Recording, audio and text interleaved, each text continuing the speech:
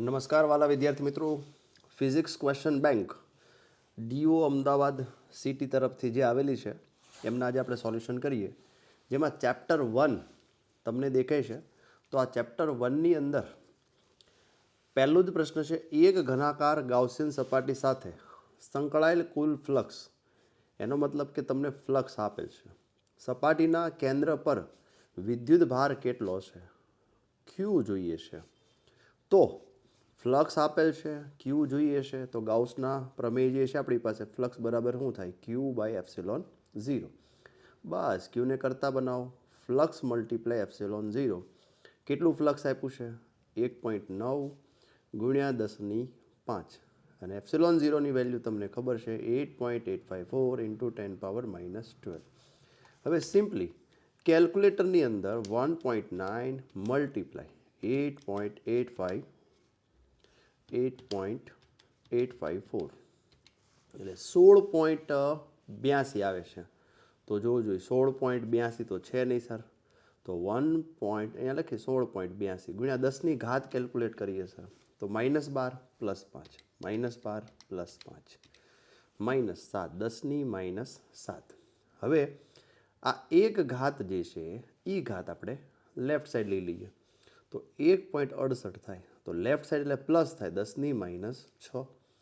તો 1.68 તો 1.6ને આપણે 2 લખી શકાય, હા સર, તો 2 માઇક્રોકુલમ લખી શકાય. તો જોવું જોઈએ 2 માઇક્રોકુલમ છે આન્સર, હા યસ સર, તો આ આન્સર છે તમારો 2 માઇક્રોકુલમ. ચલો નેક્સ્ટ ક્વેશ્ચન તરફ આગળ વધીએ. એક અનંત લંબાઈનો રેખીય વિદ્યુત ભાર 2 સેન્ટીમીટર, તો આ અંતર આપ્યું છે 2 સેન્ટીમીટર અંતરે F બરાબર 9 ગુણ્યા 10ની ઇલેક્ટ્રિક ફિલ્ડ આપ્યું છે, 9 ગુણ્યા 10⁴ ન્યૂટન પર કુલમ વિદ્યુત ક્ષેત્ર ઉત્પન્ન કરે. તો રેખીય વિદ્યુત ભાર ઘનતા એટલે લેમડા જોઈએ છે.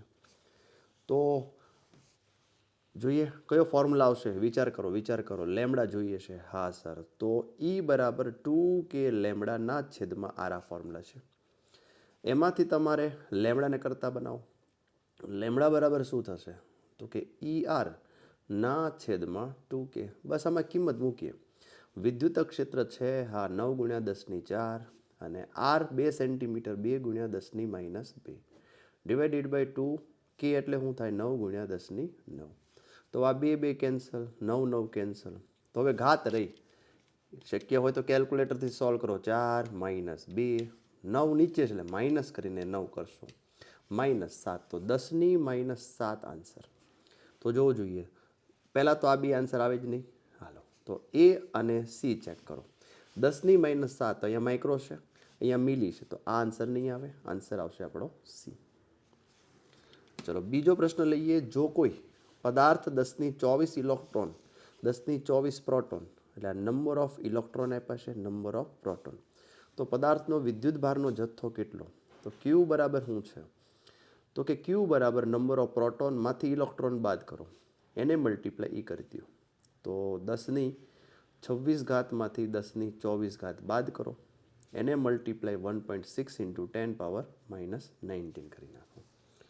તો 10⁻26 10⁻24, તો હવે આમાંથી 10⁻24 આપણે જો કોમન લઈ લઈએ, તો અહીંયા બાકી શું રહે 10⁻2, અહીંયા બાકી રહે 1. તો 10⁻2 એટલે 100 થયું ને, 10⁻2 એટલે કેટલું થઈ ગયું 100, 100માંથી 1 બાદ કરો એટલે 99. અહીંયા 1.6 ઇન્ટુ 10⁻19 છે જ, તો 10⁻2 એટલે 100, 100માંથી 1 જાય 99.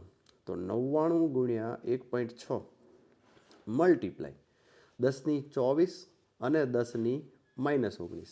ઓકે, તો 10⁻24 24 ઘાત છે, હા, અને -19 કરો તો આન્સર આવશે 5, એટલે આ 10⁻5 થઈ ગઈ. હવે આનું કેલ્ક્યુલેશન કરીએ, 99 મલ્ટીપ્લાય 1.6 એટલે આવશે 158.4 ગુણ્યા 10⁻5.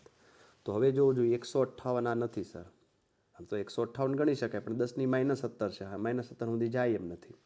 1.58 1.58, અહીંયા 10⁻7 છે, અહીંયા 10⁻+7 છે, તો આ 5 છે, તો -7 તો આવે નહીં, તો આન્સર આવશે P. ચલો ઠીક છે.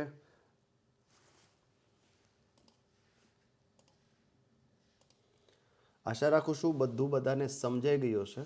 શું તમારે આ જ રીતે બધા જ લેક્ચર જે છે એ સમજવા છે.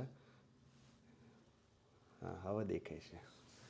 બધા જ લેક્ચર જે છે એ આ રીતે જો સમજવા હોય તમારે તો લેક્ચર આ વિડીયોને લાઈક કરી આપો અને વધુમાં વધુ શેર કરો, જેથી આ પ્રમાણેના લેક્ચર જે છે તમને બનાવી આપું. આભાર.